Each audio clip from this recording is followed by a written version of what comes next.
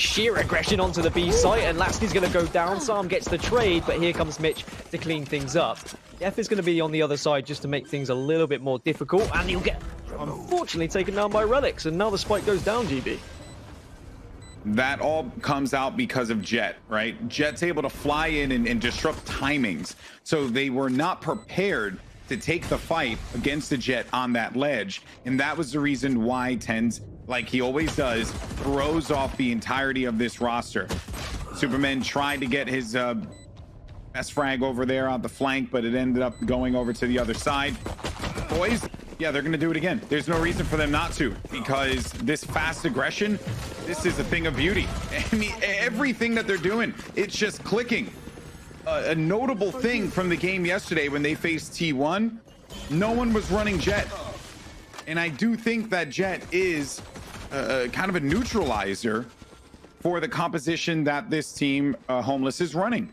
Because the timings, as I said in the previous round, are going to get thrown off completely. I think if you are going to play without a Sage, you have to be fast, because you can't allow yourself to just kind of peek every now and then, let your opponents chip away at your health total, and then decide to push to a site elsewhere when you're all going to be weak, or you can have a couple of players weak. Instead, take the game to your opposition. Say, we don't care about your Sage, we don't care where you are.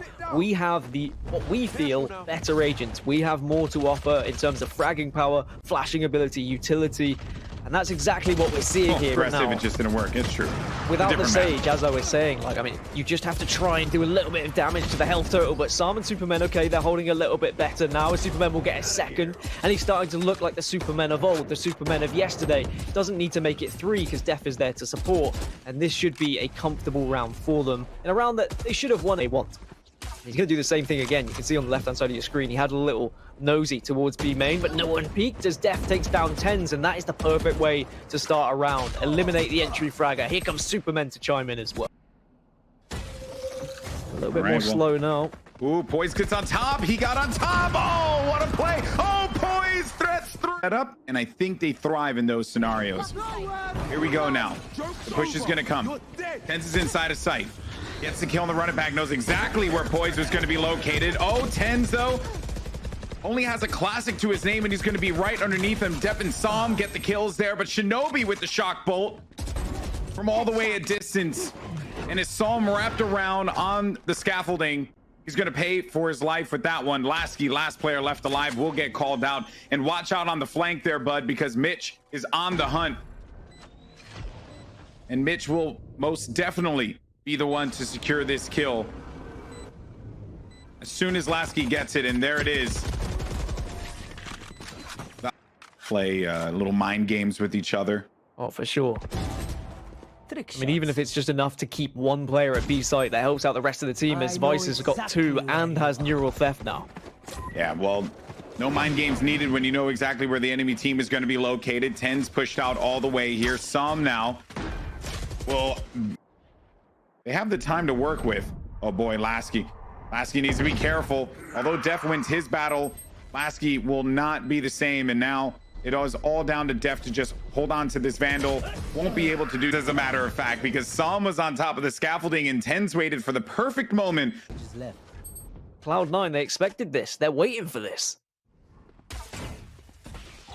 Oh. Ooh, okay, Supamen. I respect that. That's 2, but the trade out there. So we got same bodies and advantage, because that's what Sage does, bringing your teammate back into the battle.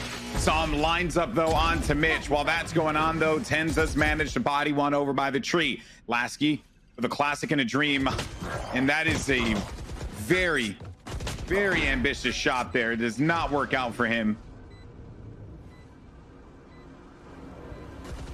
This is going to be 5-2.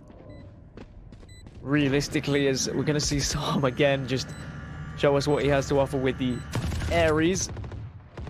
He was able to do a little bit of success with it. We even saw the Odin get broken out earlier in the game between TSM and Sentinels too. I mean, having a Sova with an Odin on a map like Ascent where there's so many walls to just smash. We can push, but that went right into Mitch's hands. Shinobi does do some damage there to Dephh. Mitch is already, or Tenz, excuse me, is already going to be on the site. You heard there the From the Shadows come out. but the kills are actually going to be working out here for Homeless. Right through the cyber cage there. Well done. Only player left alive is going to be Shinobi. So despite the great start that this team had, Dephh is going to be meeting him around the corner here in Shinobi versus Dephh, and Dephh just backs out of this one. Shinobi, though, waiting to see if he actually pushes this. He threw the gun down. Maybe to give them the cue as to, you know, him pushing around it, but they're kicked off at the start of the round. Oh, nice kill there, Orbital Strike. One thing you love to see when you're a Brimstone main is getting a kill with your Orbital Strike. Poised does manage to dink. This was going to be, I think it was just Relyks that got onto site. Poised with 2. Supamen, though, around the corner. Supamen gets 4, but now needs to get onto the site. Does have enough time. Sam on top of the generator and manages to clutch this one out. He looked like he was going to get on top of the generator and then go for the kill above, but he didn't quite nail the... Done some real work. Now here comes the push onto way. Saw him with a cheeky recon bolt. Will give him information that a few players are going to be pushing out, and gets a kill out of that one too. Watch out for Tenz, though. Once this smoke comes out and it dissipates, Tenz will have the angle on anyone that pushes this. And there he goes. Oh, but Supamen is going to get the better of Tenz there. That's a bit of a shocker. Poised now going to push this one forward. Supamen goes down courtesy of Vice now. Poised continuing to play around this ledge. Does not obtain, to be backed away for a little bit. More time delaying too, which is the scarier part. Man. Unfortunately for Laski, he is continuing to struggle here. Mitch with an angle at the windows. We'll see anyone coming through this mid market. He's watching around the flanks as well in case anyone's there, but no one will be. Had Laski been able to get a kill, that actually could have given him an opportunity to just delay that, and then they can push in right with some more time. Mitch, though, he's just doing the job here. Slow orb as well, gets another one. Mitch, Mitch with an ace. Otherwise, I would just not only be scared about my teammates and how they're going to shout at me, but I would not be happy with my individual performance as Supamen takes down Vice. Here comes Tenz, though, and well, 3 members on their team that are going to be a little weakened. Few on the opposite side too, but the advantage there is that they will have a sage in case they're able to use it. I don't even think the heal is going to matter all that much. Tenz, though, locates a kill onto Poised. That was going to be happening right within that dark cover. As Tenz creeps forward here, players are not going to be paying attention to him. He manages to get right on through there. Another kill, and that is going to do it. A retake that was just a swarm, a Zerg rush. Here. There goes Dephh. Big kill there. Shinobi, Aries, hello, my friend. It's very nice to see you here.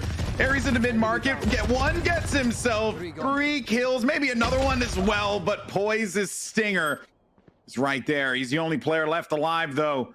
Spike is right in front of him, but there's 2 players there on the cross. He's checking his corners, and he knows at least 1 is going to be there, perhaps 2. So if he's done that math, but he also is going to be very wary about anyone pushing around flank, too.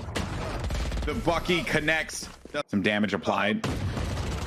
And Supamen went for the poke too. Bucky from downtown, but Psalm's ghost is going to be true. Lands a headshot on Tenz. Inside of the trees is Relyks. And he'll have that Phantom to go and freely take some pokes and get some shots done. But it's Vice. Vice had his buddies back there. And just look at this.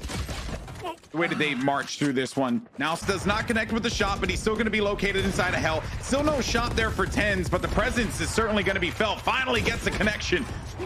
Relyks is there to help his buddy out. Only 13 seconds remaining. Relyks gets himself another kill. This just leaves an option here for Homeless. And up rounds, Laski's going to start to play better.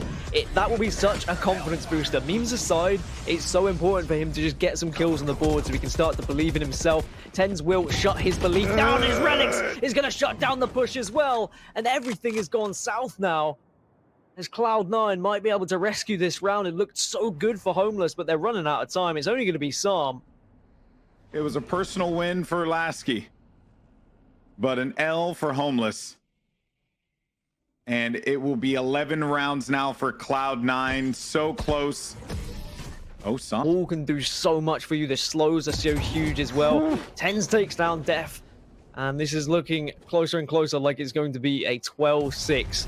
And having Cloud9 on match point, getting them close to the final. Laski gets his second of the game onto another Omen. He's got a lot to do. TP straight He into teleported Shinobi. right into Shinobi. Mm-hmm. That is an oof. That's an oof. Supamen, the last person standing here, and Tenz. There we go. Now the push is going to come in here. Poised makes his way into the side with the run it back now. He's going to just go right through, push this one forward. I respect that play. The run it back, he's not going to die, so you might as well do it, and they'll be able to get that frag. Now the B side's going to be available to them. Watch out on the flank, though, because you're going to have Omen creeping around there. It's Relyks. Laski, though, another kill for him. Maybe get another one here, and wow, what a pop-off from Laski. And they needed this one sooner, but hey, better late than never. And now it boils down to your last two.